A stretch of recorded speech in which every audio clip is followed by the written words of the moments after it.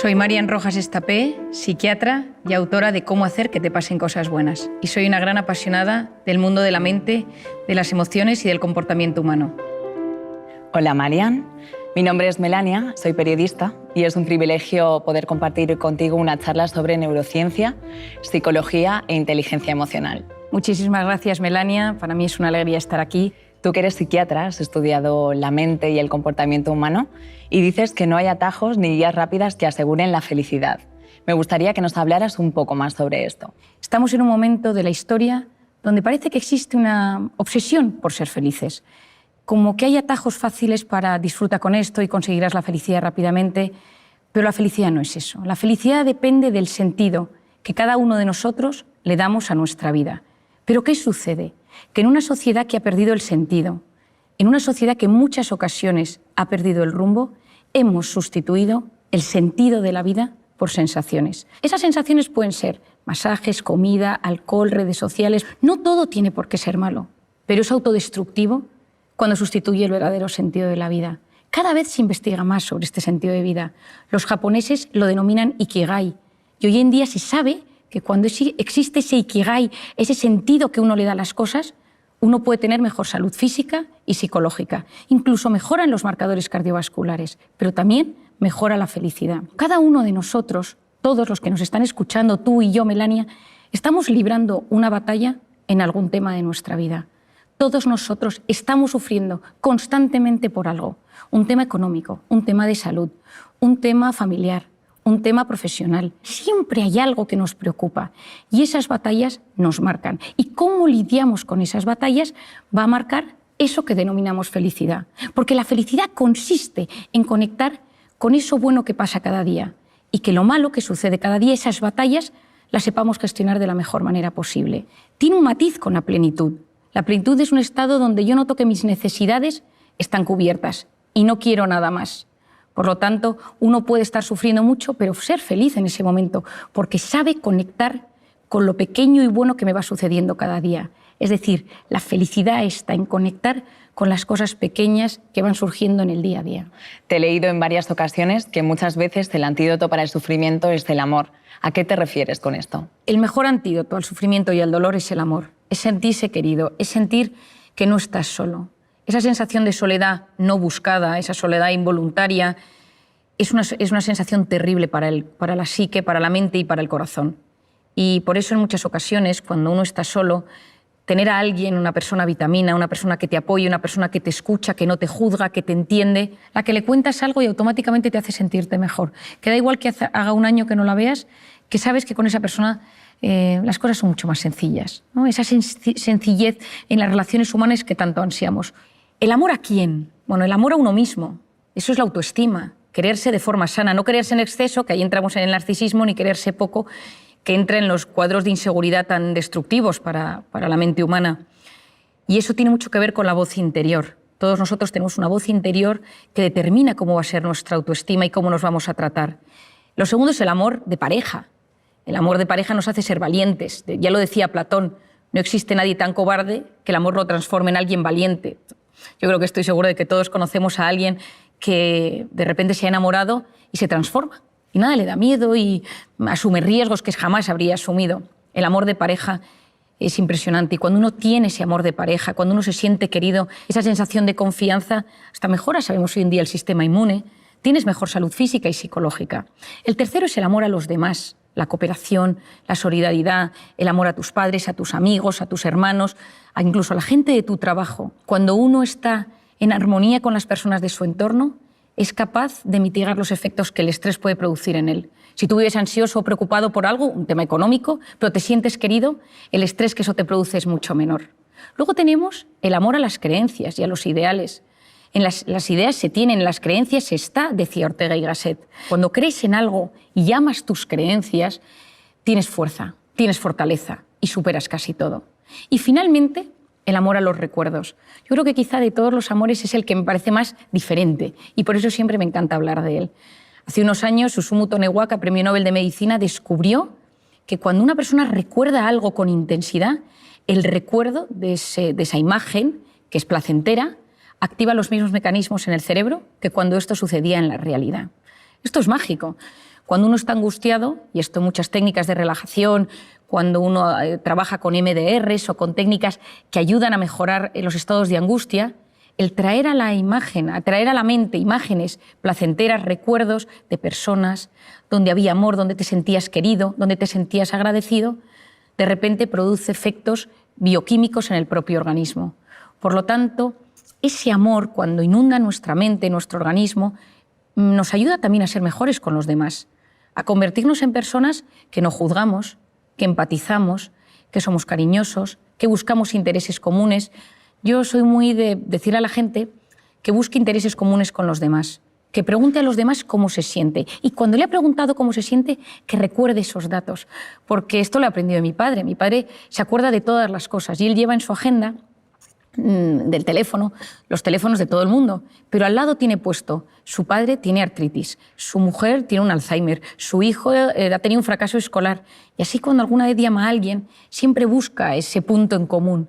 Hoy en día vamos tan acelerados con nuestras preocupaciones y nuestros pensamientos que nos cuesta prestar atención a las preocupaciones de los demás. Por lo tanto, el amor, efectivamente, Melania, yo creo que todos lo sabemos, pero el amor es uno de los mejores antídotos a los momentos malos. Marian, me gustaría que nos contaras cómo afectan las emociones y los pensamientos al organismo. Y por otro lado, ¿qué nos sucede cuando nos preocupamos por algo constantemente? Bueno, yo creo, Melania, que esto es de los temas más apasionantes y probablemente de los que más me gusta hablar. Cuando yo estudié medicina, yo vengo de una familia de psiquiatras. Mi abuelo era psiquiatra, mi padre es psiquiatra, tengo una tía psiquiatra, un primo psiquiatra y tengo mi hermana es psicóloga, es decir, vivo rodeado de personas que trabajan y estudian el mundo de la mente y del comportamiento. Pero me costaba, mientras yo estudiaba mis apuntes y mi carrera de medicina, ver que faltaba siempre el punto emocional a las enfermedades. Y yo creo que todos somos conscientes que estás nervioso y tienes taquicardias, tienes un examen y de repente pues tienes la tripa un poco más revuelta o de repente se te duerme el párpado. Es decir, hay síntomas físicos que tienen que ver con las emociones. Pero ¿dónde estaba el núcleo? ¿Dónde se unía la mente y el cuerpo? Y empecé a leer, empecé a investigar, empecé a tratar muchísimos pacientes y llegué como a una conclusión fácil de explicar y didáctica para que todo el mundo, allá donde esté, en cualquier parte del mundo, lo pueda entender y aplicar a su propia vida. Imagínate, Melania, tú y yo estamos aquí y de repente empiezan aquí a sonar las alarmas y alguien grita fuego. Automáticamente tú y yo nos levantamos y nos ponemos nerviosas y empieza a latirnos el corazón. ¿Por qué? Porque esa señal de alerta, de amenaza, ha activado un lugar en nuestro cerebro, el hipotálamo, que lanza una señal a las glándulas suprarrenales y se activan dos hormonas, la adrenalina, conocida por todos, y el cortisol. Y automáticamente, ¿qué sucede? Que mi cerebro busca mecanismos de supervivencia, que son la lucha y la huida. Y empezamos con taquicardia, corazón me late, para llevar la sangre a los tejidos y poder luchar o correr, que es lo que hace falta. Luego empieza la taquipnea, que es esa necesidad de meter más oxígeno en el cuerpo para que mis músculos y mis células tengan más oxígeno y poder luchar.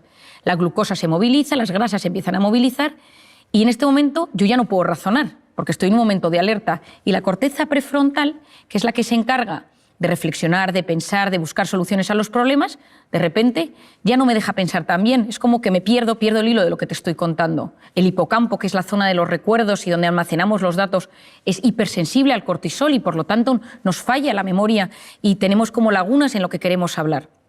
Ese pico de cortisol va a tardar varias horas en volver a su estado original. ¿Por qué es esto tan importante, Mel? Porque ese estado de cortisol que se eleva, ese estado de cortisol va a cambiar nuestro organismo. El cortisol es una hormona cíclica. Por las noches es baja y tiene que ser bajita para que yo pueda dormir. Y a lo largo de la noche sube hasta las 8 de la mañana, más o menos, que tiene su pico más alto. Y a las 8 de la mañana vuelve a bajar para hacer frente a los desafíos del día a día. Pero ¿qué pasa si vivo preocupado por algo constantemente? Aquí entra una de las ideas más importantes que te voy a transmitir hoy. Y es que mi mente y mi cuerpo no distinguen una amenaza real de una imaginaria. Ante algo físico real que me sucede, la alarma, que me atraquen por la calle, que me llamen para decirme que mi hijo está enfermo, que me digan que mi padre está ingresado, esa activación del cerebro por algo real se produce de forma muy similar si yo estoy sentado en mi trabajo, en mi casa, y empiezo a pensar, ¿y si mi hijo está en las drogas? ¿Y si no llego a fin de mes? ¿Y si me atracan por la calle? El 90% de las cosas que nos preocupan nunca jamás suceden. De hecho, es el 91,4%. Pero mi mente y mi cuerpo lo viven como si fuera real Es decir, tanto lo que me sucede como lo que me preocupa tiene un impacto directo en mi mente. Y esto es clave.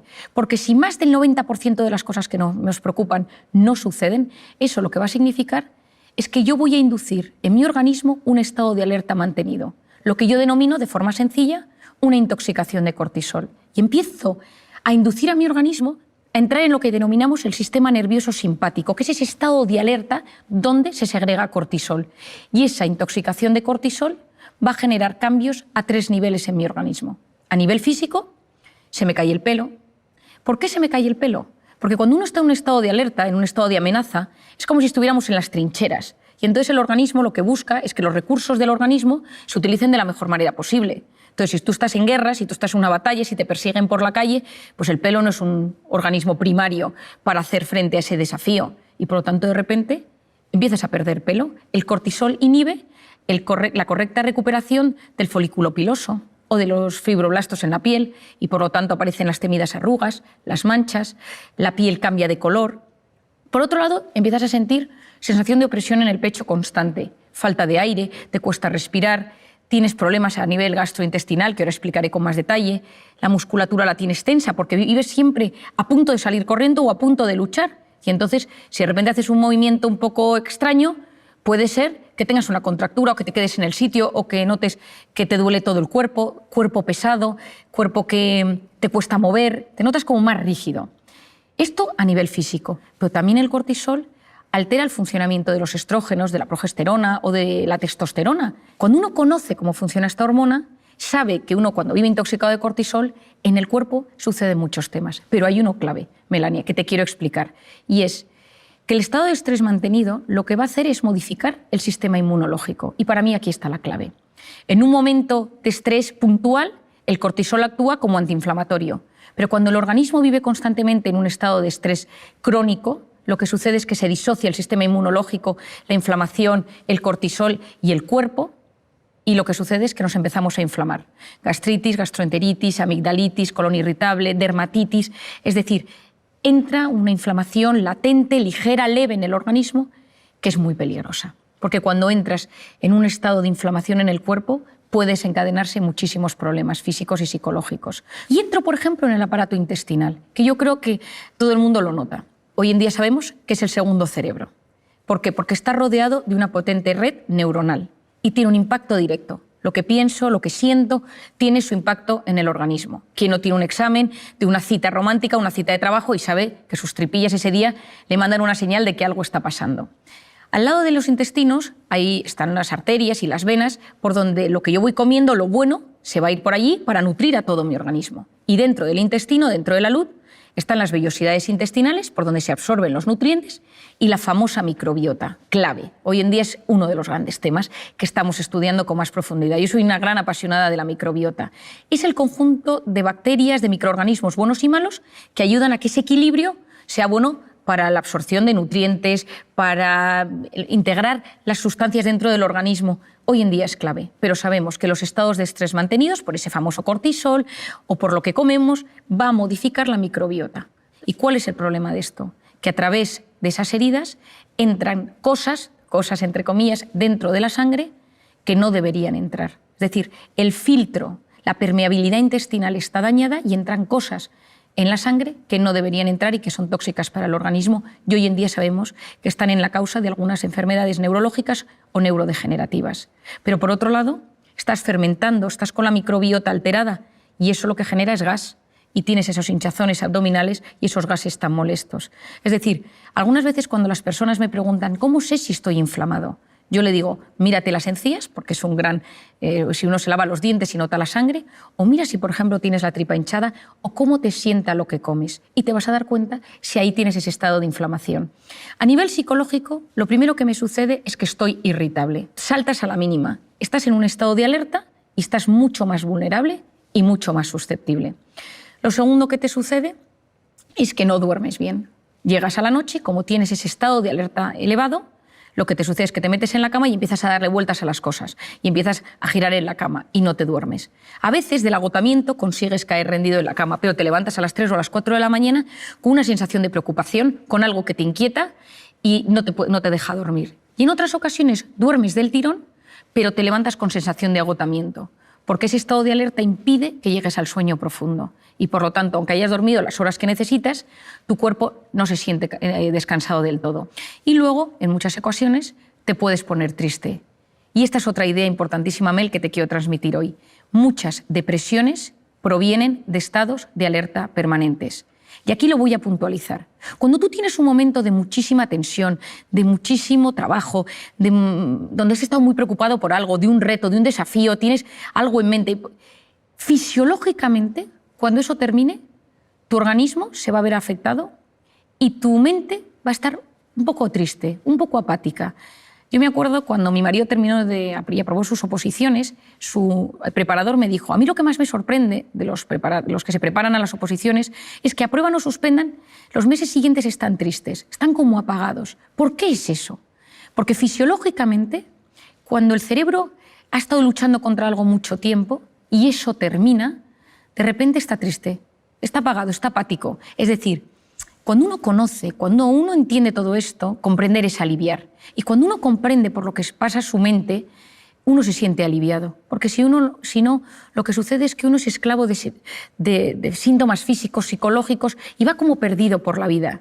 Y poder llegar a unir la mente y el cuerpo y entender que somos lo que pensamos en muchas ocasiones, que ese pensamiento me lleva a una emoción, que esa emoción tiene su impacto en el cuerpo, me va a ayudar muchísimo para poder desarticular esa intoxicación de cortisol y esos momentos de estrés mantenidos. Con el ritmo de vida tan acelerado que llevamos, constantemente vivimos situaciones de estrés, de miedo, de frustración y que, como bien dices, si no se canalizan o se atajan correctamente, pueden derivar en depresiones, ansiedades. ¿Cómo podemos prevenir y gestionar de manera saludable estos estados? Bueno, yo una de las cosas que más recomiendo a todo el mundo, a jóvenes, estudiantes, a más mayores, a gente adulta, estés donde estés, trabajes en lo que trabajes, es que tengas unas nociones básicas de cómo funcionas tú como ser individual y cómo funciona la mente humana y el organismo humano en general. Y que hagas como una unión y digas: ah, esto es lo que me pasa a mí. Si tú eres de los que tienes problemas de espalda, tienes que saber que tus momentos de estrés, la espalda es la que te va a mandar señal de aviso. Si de repente eres de los que tienes visión borrosa o de los que tiendes a tener cambios en la piel o de los que te cambia el aparato intestinal o de los que somatizas a nivel neurológico y te tiembla el párpado o se te duermen las manos, vas a entender mucho mejor el funcionamiento de tu cuerpo y de tu organismo. Lo primero es conciencia de uno mismo. ¿Quién soy yo? ¿Cómo es mi forma de ser? ¿Soy tímido? ¿Soy sensible? ¿Soy impulsivo? ¿Soy obsesivo? ¿Soy perfeccionista? ¿Le doy muchas vueltas a todo? ¿Soy desconfiado? ¿Soy dependiente de la opinión de los demás? ¿Soy inseguro? Y a nivel psicológico, quizás soy de los que tengo ansiedad o ataques de pánico o me pongo triste. Y hacer como un pequeño diagnóstico de uno mismo. Para mí esto es clave. ¿Cuáles son los factores que me estresan? ¿Cuáles son los factores que me ponen en modo alerta? ¿Cuáles son los factores que me meten en el sistema nervioso simpático, en ese cortisol del que hemos hablado? Pueden ser personas, cosas, recuerdos, momentos, circunstancias, pero cuando uno conoce cuáles son sus factores de estrés, vas a ver cómo se transforma tu personalidad ante el estrés. Por ejemplo, el sensible, cuando está bajo un factor de estrés, se convierte en una persona muy vulnerable. Ahora estoy bien, ahora estoy mal, ahora estoy bien, ahora lloro, ahora estoy angustiado, ahora vuelvo a estar bien. El tímido, cuando está bajo factores de estrés, se bloquea. El impulsivo, bajo factores de estrés, es más agresivo. El que le da vueltas a las cosas, bajo factores de estrés, es más obsesivo y entra en pensamientos en bucle. El perfeccionista, cuando está estresado, tiene una sensación de insatisfacción vital, porque nada está a la altura de lo que quiere. Cuando uno se comprende, se siente aliviado. Entonces, cuando me preguntas qué nos puede ayudar, hacer este esquema. Yo a todos mis pacientes les hago este esquema. ¿Cómo eres tú? ¿Cuáles son tus factores de estrés? ¿Y en qué se transforma esto? Cuando entiendes tu cuerpo, cuando entiendes tu personalidad, es mucho más fácil hacer frente.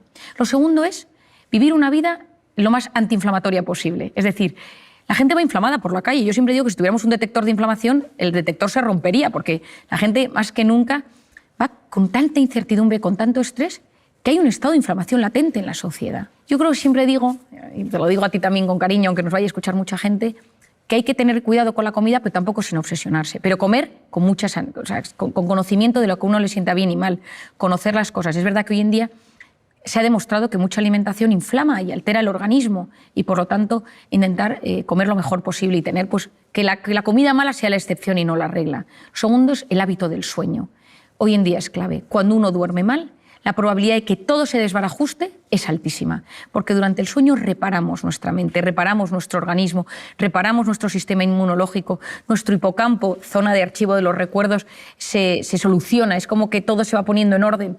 Y cuando uno no duerme, y hoy en día dormimos muy mal por la pantalla, por las preocupaciones, etc., esto nos altera. Y un par de ideas para dormir bien. Lo primero, evitar las cenas copiosas. Con el alcohol esto siempre va a hacer que durmamos peor. Lo segundo, cuidado con la pantalla. La luz de la pantalla transmite un tipo de luz que inhibe la correcta secreción de la melatonina, que es básica para dormir bien. Por lo tanto, cuidar ese sueño. El sueño va a ser un tema básico. Y luego, otra cosa que yo creo que puede ayudar en este mundo que llevamos es tener vías de escape sanas para esos momentos de estrés. El ejercicio básico, con el ejercicio desmembramos ese cortisol, casi que lo evaporamos del organismo. Cuidado con el ejercicio excesivo, que ahí te pones en modo alerta, pero yo hablo del ejercicio normal y saludable que todos conocemos. También recomiendo la educación de esa voz interior, es decir, cuidado, porque sabemos ya que esa voz interior va a tener un impacto en mi vida, entonces que mi voz interior sirva para apoyarme y no para hundirme, hacer un diagnóstico, cómo me trato yo. Lo tercero es las personas con las que me rodeo, cuidado, que a veces parte del problema es que vivo rodeado de personas que me meten en modo alerta. Cuarto, el ser humano no está diseñado para vivir en el sistema nervioso simpático constantemente. Un poquito me puede ayudar a de repente ser profundamente eficiente, profundamente efectivo, para llegar a las cosas de la mejor manera posible. Pero si lo mantengo en el tiempo, corro el gran riesgo de enfermarme. Por eso lo importante es salir de vez en cuando de ese modo alerta, de ese sistema nervioso simpático, al parasimpático, al de la meditación, el de la relajación, el de la respiración, la conexión con uno mismo, conexión con los demás, conexión con lo grande, con la trascendencia, porque cuando soy capaz de desconectar del modo alerta para conectar con el modo relajación o con el modo parasimpático, recupero mi organismo, recupero mi mente, recupero mis habilidades, incluso recupero mi sistema inmunológico para volver a hacer frente a los desafíos que me van surgiendo en el día a día. Supongo que somos muchos los que tenemos una gran curiosidad por el funcionamiento del cerebro y a mí me gustaría que nos contaras alguno de sus procesos para entrenarlo y que nos ayude a mejorar nuestra calidad de vida. En el cerebro pasan muchas cosas, ¿no? Y entonces la gente viene y cuando viene a consulta te pregunta, ¿no, María, me ha pasado esto? ¿Por qué? ¿A qué se debe? ¿No? Y cuando se lo explicas, oye, hay una sensación de alivio, ¿no? Esto tiene un sentido, no es que me estoy volviendo loco, no es que mi cabeza o soy un tipo raro. Y entonces cuando a la gente le explicas que hay cosas que son, no digo que comunes, pero sí frecuentes o que tienen una explicación neurocientífica, te sientes mucho más aliviado. La suerte que tenemos es que hoy en día la mente y el cerebro se está investigando cada vez más y hay una búsqueda de respuestas, el cerebro es el gran desconocido, pero vamos entrando, aprendiendo, gestionando y es alucinante. A mí me encanta estar lo más al día que puedo de todo lo que va sucediendo y cada vez que algo nuevo se descubre, pues te llenas en un mundo apasionante que en mi caso particular siempre pienso, y esto a ver cómo se explica a la gente, ¿no? Porque es todo a veces tan difícil de entender porque la mente... Pero bueno, yo te contaría cosas, ¿no? Pienso, por ejemplo, en el famoso secuestro de la amígdala, que muchas veces la gente me pregunta de qué se trata. El secuestro de la amígdala es una respuesta automática de la mente ante algo que sucede y tienes una reacción desproporcionada. Y es como que la amígdala en ese momento tiene una comunicación con el hipocampo, que es donde están los recuerdos. Y la amígdala es donde está la emoción, la ansiedad, la angustia, donde reaccionamos. Y ese canal de comunicación tiene que ser lo más sano posible. Entonces, si de repente hay un recuerdo que no se ha quedado bien archivado, si de repente vuelves a algo relacionado con ese recuerdo no bien archivado en tu hipocampo, la reacción en la amígdala va a ser fortísima. Entonces, mucha gente puede decir, escuchando esto, pues a mí esto me pasa con una persona, o con un animal, o con el miedo a volar, o con cosas que de repente me pongo malo, o con los hijos. A veces uno tiene reacciones de secuestro de amígdala en la educación de los hijos, porque se enfada muchísimo ante alguna actuación que ve en ellos y reacciona de forma desproporcionada. Entonces, bueno, primero, como siempre explico, es ser consciente de que a uno le pasa esto, ¿no? E intentar ver cómo cortocircuitar ese bucle explosivo que tiene en su mente. Todos nosotros nos pasan acontecimientos diariamente y unos de repente nos afectan muchísimo y otros muy poco. Tu hijo puede llegar un día a casa, haber suspendido todas las asignaturas y que ese día a ti ya te hayan subido el sueldo y te parece que lo de las asignaturas, bueno, pues mira, ya probará. Si ese día te han bajado el sueldo o has perdido el trabajo, encima que hayas suspendido las asignaturas, pues puede generar en ti una reacción muy negativa contra tu hijo. Es decir, la vida no es lo que es. Hay cosas que, lógicamente, son más o menos realistas, pero lo importante es la interpretación que hacemos de lo que nos sucede. Y todos nosotros interpretamos la vida de una y otra manera dependiendo de una serie de factores. Lo voy a dividir en 3. El primero es el sistema de creencias. Todos nosotros tenemos unas ideas prefijadas sobre cómo debe ser la vida, cómo quiero que me traten, cómo quiero que se gobierne el mundo. Es decir, a nivel ético, a nivel moral, a nivel político, a nivel personal, a nivel económico. Yo quiero vivir en este tipo de casa, yo quiero que mis jefes me traten así, yo quiero que mi pareja me trate de esta manera, yo quiero que mis hijos sean así, yo quiero... O sea, tenemos unas expectativas, unas aspiraciones personales, profesionales, tanto nuestras, de nuestro entorno, pero también de cómo debe ser gestionada la vida. O sea, hay palabras, personas, personajes políticos que, dichos, generan automáticamente una reacción. Y eso es el sistema de creencias. Hasta el más tolerante tiene un sistema de creencias limitante. ¿Por qué? Porque muchas veces queremos que nuestros hijos sean ingenieros, médicos, y de repente te viene un hijo, estoy pensando en una paciente que tengo, que le dijo que quería ser pianista, toda la familia son ingenieros, y la madre no lo entendía, dejó de hablarle porque para ella era un drama, pero su hijo tenía un don para el piano, pero ella no lo podía percibir, ella no lo veía. ¿Por qué? Porque su sistema de creencias era que todo lo que no fuera ser ingeniero era un problema, porque venían de no sé cuántas generaciones de ingenieros en la familia, y el tema del piano le parecía que era una cosa que no tenía ni pies ni cabeza. Muchas veces hay que romper nuestro sistema de creencias. Yo creo que lo más importante es conocerlo. ¿Cuál es el mío? Y todos tenemos un sistema de creencias que hace que las cosas que nos cuenten o que nos sucedan las vamos a interpretar de una u otra manera según ese sistema de creencias. Y es lo más difícil de cambiar. Cuando uno piensa en algún tema de alguna manera, a veces no se puede modificar. Y es como darse contra un muro. Porque yo puedo tener delante un paciente que noto que es un sistema de creencias limitante, acepta a tu hijo, acepta este tema en ti, acepta tu pasado, acepta que esto pase en tu trabajo. No quiero, me niego. Y muchas veces esa resistencia al cambio es lo que impide que disfrutemos de la vida. Por otro lado tenemos el estado de ánimo.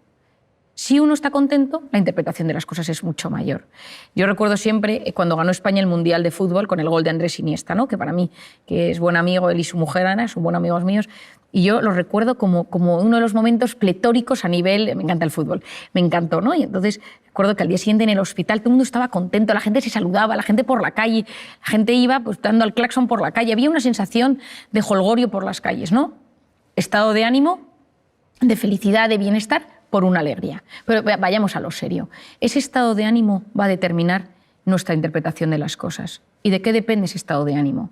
Depende de cómo durmamos. Lo hemos explicado ya, pero depende de cómo durmamos. Depende de las circunstancias. No es lo mismo vivir en plena pandemia que vivir en un momento donde no había ningún problema de virus alrededor. Por otro lado, la personalidad.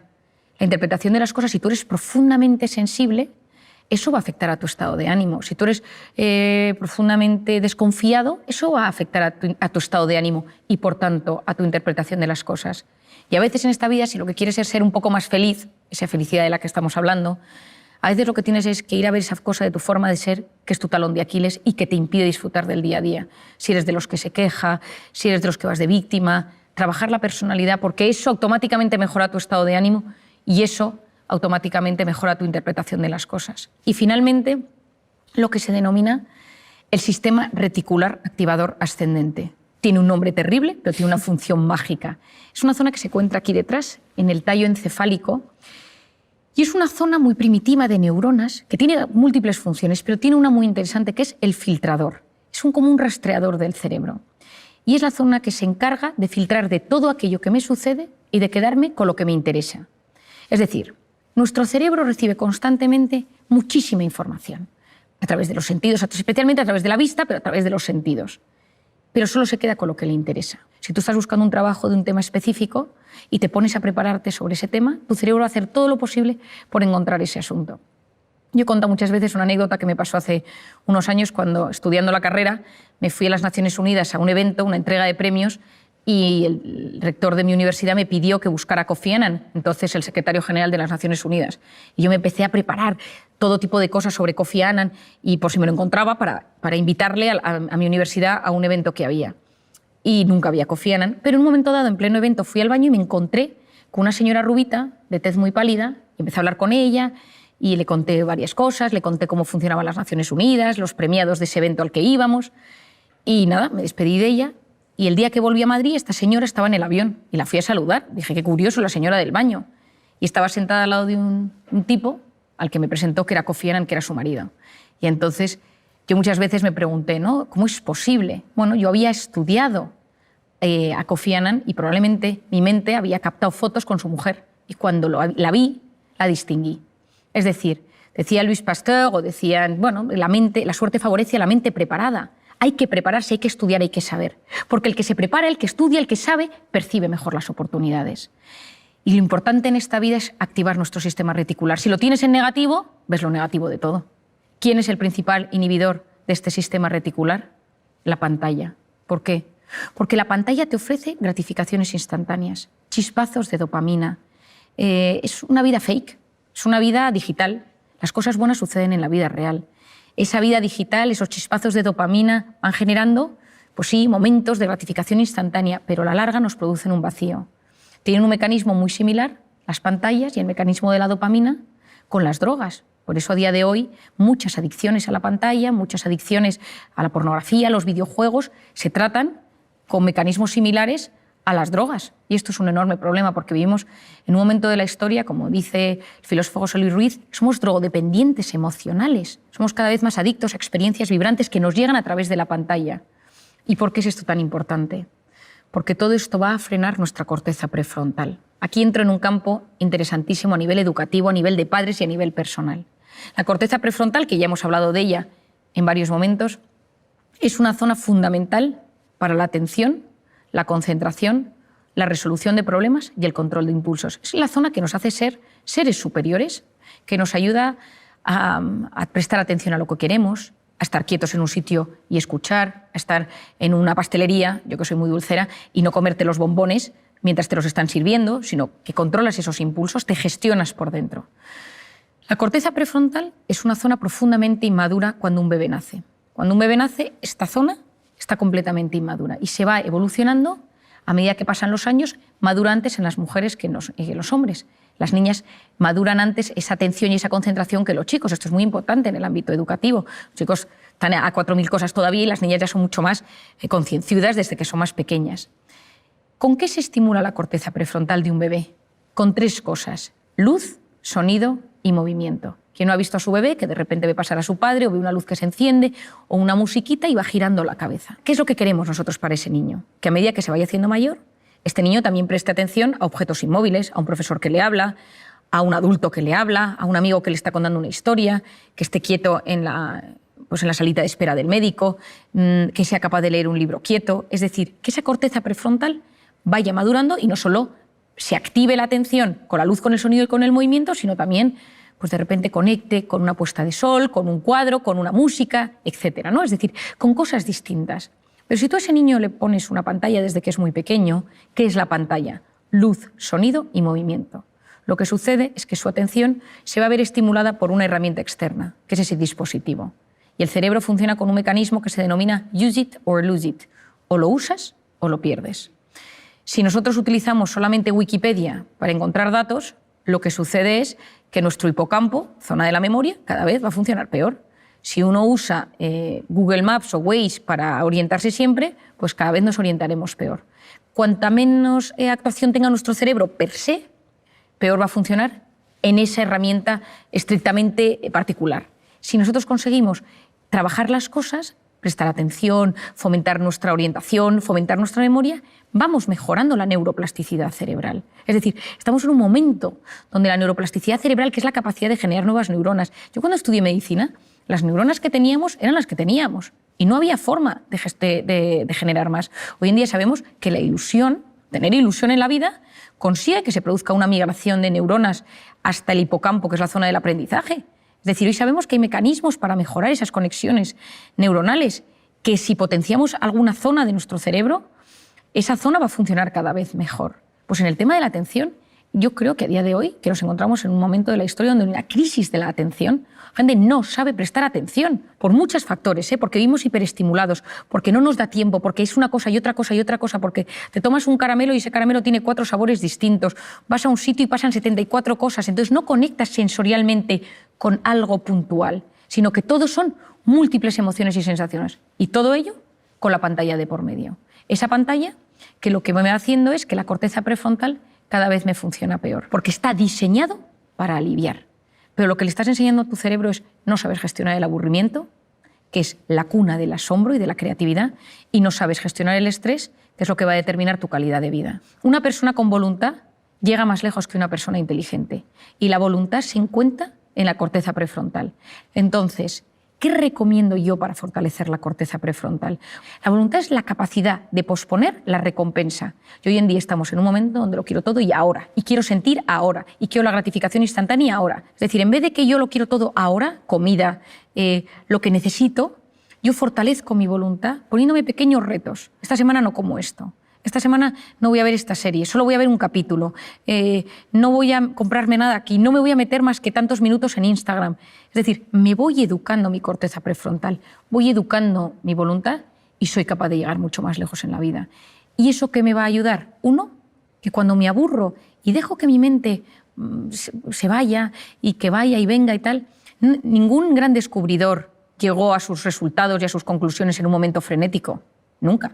Uno estaba bajo un árbol y vio caer una manzana, el otro paseaba por los jardines de Atenas, otro... Es decir, en un momento de paseo, de parasimpático, de relax, de repente, clink, salió una idea. En un momento de estrés frenético, no llegas a los grandes temas de la vida. Vas de forma superficial y no profundizas. Al hilo de lo que comentas sobre la atención, en mi círculo más cercano tengo varios amigos, profesores y profesoras con las que hablo muchísimo de este tema. ¿Podrías darnos algunas pautas para mejorar la atención, la concentración y sobre todo esa fuerza de voluntad que comentas que es tan necesaria en las aulas? Bueno, Mel, es que hay un tema interesantísimo y es que nosotros esculpimos nuestro cerebro en tiempo real según a qué prestamos atención. Por eso, hoy en día, según a lo que prestemos atención y la capacidad que tengamos de concentración, de atención y esa fuerza de voluntad, va a determinar en gran parte nuestra calidad de vida, nuestra calidad intelectual, nuestra calidad cognitiva, las notas de clase, pero no solo las notas, sino la capacidad que tenemos de disfrute, de conectar con las personas, con el conocimiento, con la naturaleza, con todo. Por lo tanto, fomentar esto es muy importante. Yo creo que una de las cosas que nos puede ayudar para fortalecer esta concentración, esta capacidad de prestar atención, esta fuerza de voluntad, la primera es aprender a enfocarnos en cosas positivas. Es decir, tomar la decisión, y esto puede ser un ejercicio de clase, un ejercicio personal, decir hoy me voy a fijar en 3 cosas buenas que me sucedan. Y hablar de esas 3 cosas. Basta mirar algo con mucho interés para que se vuelva interesante. Y una cosa que puede ser una cosa muy pequeña, que estás en la calle, te sientas en un banco, ves a alguien pasar, estás en clase, te fijas en un compañero, en la profesora o en el profesor, en algo que te están comentando, y eso lo trabajas y lo hablas y lo piensas y lo meditas e incluso lo escribes, eso te puede ayudar a fortalecer tu atención. Otra cosa es saborear. Saborear desde los sentidos. A veces estamos aturdidos de tanta hiperestimulación. Entonces, de repente, comer algo y decir, esto sabe, ¿no? Y si hay una mezcla, pues esto, aquí hay tomate, aquí hay queso, aquí hay macarrones, aquí hay guisantes. Es decir, ¿a qué saben las comidas? El frenar ese aturdimiento para, de repente, saborear los sentidos en los niños es algo mágico. De repente decir, silencio, ¿qué escucháis? Un coche de bomberos, un coche de policía, una música, una melodía, el grito de alguien. Eso ayuda a que los sentidos tomen más importancia y yo frene todo para enfocarme en algo particular. Y cuando uno consigue enfocarse en algo particular, está fortaleciendo su capacidad de prestar atención. Enseñar a los niños a discriminar, a saber dónde está el bien y el mal, a saber dar pilares seguros de criterio, porque si no te metes en Internet y no sabes dónde está lo bueno y lo malo. No sabes dónde te están engañando y dónde no. Hay un momento que te llega tanto al teléfono que cada día es una noticia, yo todo lo que llega lo compruebo. Hay veces que hay cosas tan surrealistas que digo, esto seguro que es mentira y de repente te das cuenta que es verdad. Pero sé buscar si está bien o está mal. Yo creo que el aula tendría que ser ahora mismo un lugar donde enseñar a buscar si está bien o está mal, para profundizar, para filtrar de todo lo que nos llega lo que realmente vale la pena y no aturdir a esa corteza prefrontal que llega un momento donde no es capaz de leer un libro, no es capaz de enterarse de una conversación. Había un hábito que se hacía en mi casa y es que todos los domingos leíamos todos antes de comer, sentados en el salón de casa con música clásica. Y mi padre, cada uno según la edad que tenía, todos leíamos. Y era algo que fortalecía nuestra lectura. A mí me parece importantísimo volver a la lectura. La lectura es a la mente lo que el ejercicio físico es al cuerpo. Hay que leer y yo recomiendo leer en papel, porque no leemos igual en papel que leemos en pantalla. En papel leemos con más profundidad y ya lo sabemos hoy en día. Cuando uno tiene el papel, el libro va pasando la página, hay algo que surge en el cerebro donde es capaz de meterse mejor en la historia. Es verdad que con tal de leer, yo que la gente lea donde quiera, ¿no? Pero yo lo recomiendo. Y sobre todo que cuando leemos, por ejemplo, noticias, hay tantos anuncios y tantas cosas que salen que nuestra capacidad de dispersión es altísima. Y esa famosa multitarea, de la que tanto nos han hablado, no es tal. Es una alternancia continuada de la atención. Es como una atención completamente distorsionada. Te presta atención a esto y a esto, a esto y a esto. Y cambio el foco de atención rapidísimo. Entonces, hacer muchas cosas a la vez, baja eficiencia, aunque pensemos lo contrario. Es verdad que tenemos sensación de hacer mucho y nos sentimos de repente muy realizados, pero la realidad es que lo hemos hecho todo mucho más superficialmente. Entonces, lo que hagas, hazlo prestando toda la atención posible. Y si ya le metes corazón al asunto, ya ni te cuento, ¿no? Es decir, estoy escuchándote y te escucho no solo desde los sentidos, sino también desde el corazón. Es decir, utilizo ese sentimiento, utilizo la compasión, utilizo el alma, utilizo lo bueno, la generosidad, para conectar contigo de la mejor manera posible. Es esa entrega pura, ¿no? Independientemente de lo que hagas, desde lo más cotidiano hasta lo más... Efectivamente, porque yo creo que pocas cosas en esta vida, pocos piropos nos gustan tanto que decir, cuando estás con alguien, esa persona tiene todos sus sentidos puestos en mí. Es decir, hay algo especial que surge, que se transforma, que aparece cuando estás con alguien y que notas que el mundo se para y solo le importa lo tuyo. Yo en mi consulta, por ejemplo, no tengo puesto un ordenador, yo escribo en papel, porque necesito que la persona que tengo delante no note que haya ningún disruptor, que no haya absolutamente nada que nos rompa. Yo lo escribo todo en las hojas y lo guardo en hojas, porque cuando estoy con esa persona necesito que sepa, que se dé cuenta que solo la escucho a ella. Por eso muchas veces tengamos cuidado. Cuando estemos con nuestros hijos, dejemos el teléfono, mirémosles a los ojos, incluso agáchate y ponte a su tamaño. ¿Cuántas veces oigo, y mis propios hijos te lo dicen, que es más importante el teléfono que yo? Por eso, cuando llegues a casa, quita el teléfono, mételo en el bolsillo, en la mochila, en el bolso, donde sea. Las dos manos abiertas para abrazar, para conectar. Y presta atención a quien tengas delante, sea tu marido, sea tu padre, sea quien sea. Pero si entras con el teléfono en la mano, ya has generado un disruptor. Y ya has generado que esa conexión, esa capacidad de prestarle atención al de enfrente, donde surge la empatía, donde surgen esas neuronas espejos que se activan, tú sonríes, yo sonrío, te abrazo, y todo eso maravilloso, ese momento tan especial, todo se ha distorsionado porque una mano está ocupada o porque estoy terminando de mandar algo que probablemente es terciario. Y si es algo tan importante, termínalo en el rellano. Y cuando lo hayas terminado y tengas tu atención puesta en las personas que tienes dentro de casa, abre la puerta. Pero si no, espera. Y yo creo, Melania, que esto, que tú y yo que también lo estamos hablando hoy aquí, es lo que buscamos, tener una sociedad que le importen los demás, que no vayas solo enfocado en ese dispositivo, que te metes dentro y te olvidas de los demás, sino que seamos capaces de levantar la mirada, conectar con los ojos del que tienes delante y dar importancia a lo que realmente la tiene. Una de las cosas que comentabas sobre la fuerza de voluntad me parece un término precioso y que realmente nos forma como personas y nos ayuda a vivir una vida más plena. Dices que se puede aprender desde pequeño, que se trabaja en el cole, en las aulas, pero también sería posible haberla aprendido de padres, de abuelos, de amigos. Tener un modelo de identidad en la vida es clave. Y en voluntad, ni te cuento. En mi caso son mis padres. Los dos tienen una fuerza de voluntad excepcional, ¿no? Es decir, yo he aprendido de ellos el orden, la constancia, la perseverancia, cómo actúan, cómo, pues, si tiene una cosa que hacer es lo que se hace, haz lo que debes ahora en este instante. A veces esto no lo hagas ahora y pospon la recompensa más tarde, te apetece esto, ahora no es el momento. Y cuando tú eso lo ves en tus padres, es mucho más fácil que tú lo hagas como hijo. No podemos pretender que nuestros hijos hagan cosas que nosotros no hacemos. No podemos pretender que nuestros hijos tengan una gran atención si nosotros se nos ve con el teléfono perdiendo el tiempo, sino si nos ven que nos cuidamos, que cuidamos nuestra mente, que cuidamos nuestra alimentación, y tus hijos te dicen, papá, ¿por qué no nos tomamos? Y dices, después de cenar. Esos pequeños tips, esos pequeños consejos, los hijos van aprendiéndolos y saben que lo que te apetece no lo haces en el momento que te apetece, sino que hay cosas que convienen y no convienen. Y no es un tema de restringir o de control o de reprimir, sino de gestión sana. Porque si no sabes controlar o si no puedes controlar todo aquello que te apetece, todo ese impulso, y frenar, también está en la corteza prefrontal, ese impulso, concentrarte en lo que ahora tienes y disfrutarlo en vez de pensar en lo que vas a hacer en media hora y esa intensidad y que lo necesito hacer, a la larga en la vida te sentirás mucho más frustrado. ¿Qué otras herramientas nos pueden ayudar a hacer una buena gestión del cuerpo y de la mente y de esa obsesión que a veces tenemos por aprovechar el tiempo al máximo?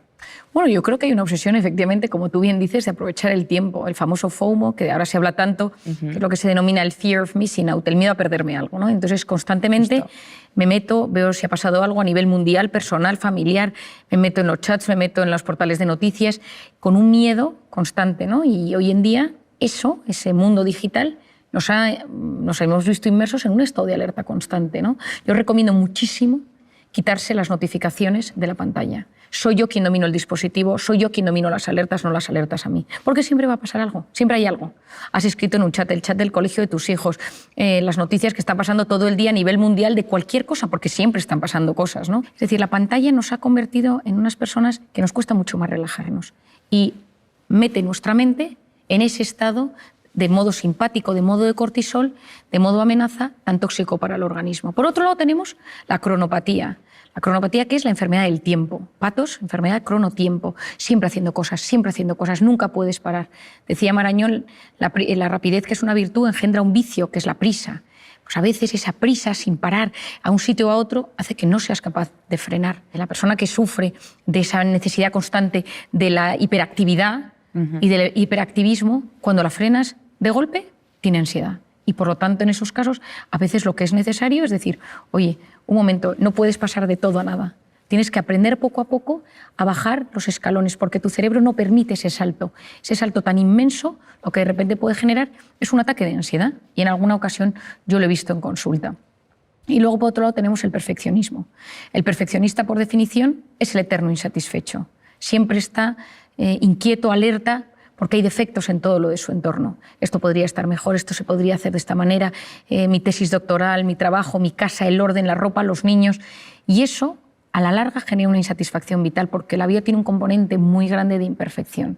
Cuando uno es muy perfeccionista, esto puede desarrollarse en trastornos obsesivos compulsivos, y conocer el impacto que esto tiene en la salud va a ser muy importante. Entonces, ese estado de alerta mantenido, tanto por la cronopatía, por el FOMO, por el tema digital, por el perfeccionismo, por la necesidad de hacer cosas constantemente en este mundo tan frenético en el que nos ha tocado vivir, apasionante, pero frenético en el que nos ha tocado vivir, tenemos herramientas. Algunas ya las hemos ido hablando durante este rato de conversación, pero me gustaría puntualizar otras.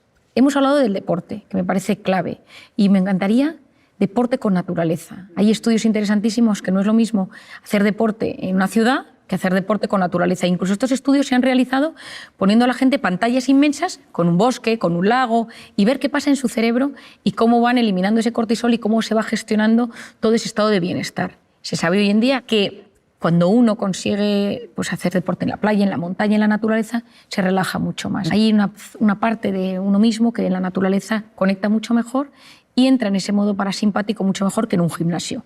Ojo, si solo tienes al gimnasio, pues adelante, porque es lo que tu cuerpo necesita. Por otro lado, me parece fundamental todo el tema de aprender a conocer nuestro cuerpo y conocer cómo va somatizando mi cuerpo. Entonces, como el primer mecanismo ante la angustia es hiperventilar, la taquipnea, esa necesidad de generar más oxígeno en el cuerpo, esas taquicardias, hoy en día conocemos una manera fácil entre comillas, de frenar ese estado rápido de taquicardias o estado de alerta. ¿Por qué? Porque como hemos hablado al principio, cuando yo noto una amenaza, lo primero que sucede es que mis pulmones y mi corazón cambian su forma de latir. De repente meto bocanadas de aire mucho mayores, tengo respiración mucho más entrecortada y superficial, pero lo que sucede es que entra más oxígeno del que debería y todo el cambio del oxígeno y el CO2 en mi cerebro va a generar desde esa visión borrosa, los hormigueos, esa sensación de malestar tan conocida. Es decir, ese estado físico de tantísimo malestar en un primer momento tiene mucho que ver con ese oxígeno y con ese CO2 que sale y entra de forma disruptiva en mi organismo. Por lo tanto, si en ese momento uno aprende a respirar de forma profunda y con conciencia, es capaz de generar un estado de calma dentro de sí. Y esto tiene mucho que ver con varios músculos de mi cuerpo, entre ellos el diafragma, que es el encargado de que todo esto suceda. Cuando yo respiro profundamente y mantengo la respiración unos segundos y luego la saco con profundidad y ya sí soy capaz de ponerle un pensamiento positivo, yo siempre digo de pensar en alguien a quien quieres mucho o un pensamiento de agradecimiento, de repente al cabo de unos minutos mi cuerpo funciona mejor. Al final no deja de ser un movimiento físico donde nosotros vamos trabajando diferentes tipos de respiración, mantener la respiración, que al principio cuesta, pero como un hábito, incluso para dormir por las noches. Yo a muchas personas cuando no consiguen descansar les digo que hagan alguna técnica de respiración antes de dormir y cómo su organismo consiguen ponerse en ese estado de calma bajando al sistema nervioso parasimpático. Yo recuerdo en una ocasión estaba en un avión y una señora oí por detrás que tenía mucho miedo a volar y que gritaba, y a otro lado decía, pero que respire. Y le decía, no, si lo que pasa es que estoy respirando demasiado, ¿no? Bueno, me acuerdo que acudí detrás del avión a ayudar a esta señora a respirar, pero era incapaz, ¿no? Se le había ido de las manos y ya estaba en un ataque de ansiedad dentro del avión.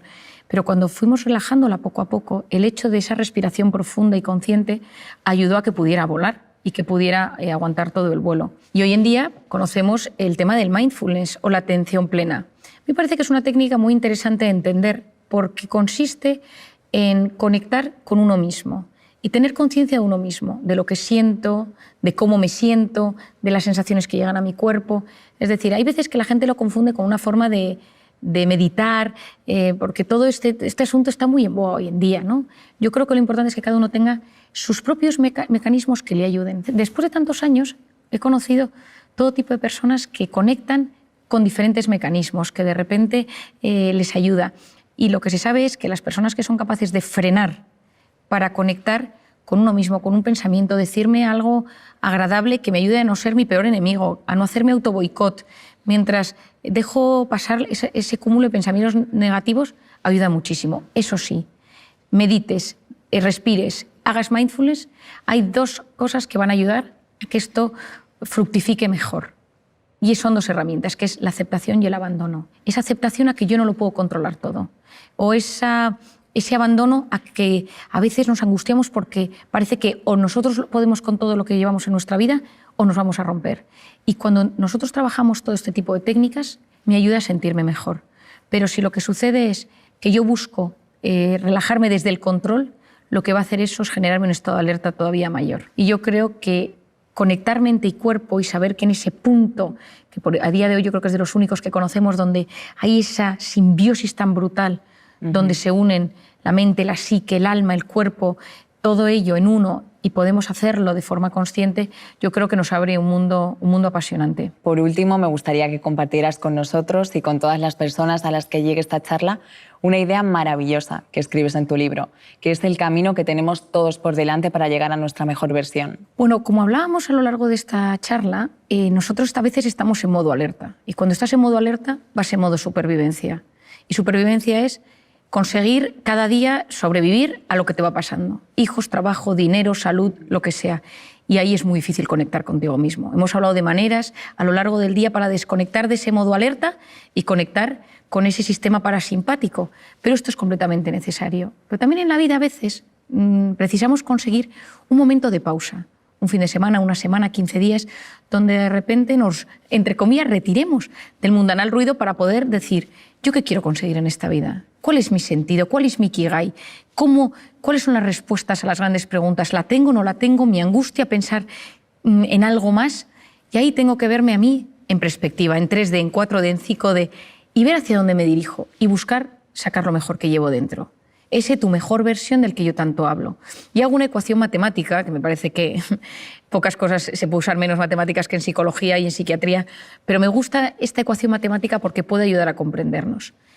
Tu mejor versión sería una suma entre los conocimientos, lo que yo aprendo, lo que yo estudio, lo que yo sé, más el proyecto de vida, es decir, tener unas metas en la vida, saber hacia dónde me dirijo, más la voluntad, es decir, esa corteza prefrontal, esa capacidad de posponer la recompensa, ese orden, conocimientos, más proyecto de vida, más voluntad, y todo ello multiplicado por la pasión. La pasión multiplica, el resto suma. ¿Qué es la pasión? La pasión es poner el corazón en lo que uno hace. El mundo está lleno de gente que no le mete pasión a la vida. El mundo está lleno de gente que no le pone el corazón a lo que hace. Y todos los trabajos pueden transformar la vida de las personas y la de uno mismo. Pues la mejor versión consiste en que si eres médico, periodista, si eres ama de casa, si eres te cuidas a tus niños, tengas el trabajo que tengas, tienes la oportunidad de transformarte y transformar a los demás si utilizas ese corazón. Pero para eso necesitas en algún momento frenar, reflexionar sobre tu vida, reflexionar sobre lo que sabes, reflexionar sobre tus metas, reflexionar sobre esa voluntad, ese orden, esa constancia, poner un poco todo en perspectiva y en esa manera es mucho más fácil que saques tu mejor versión.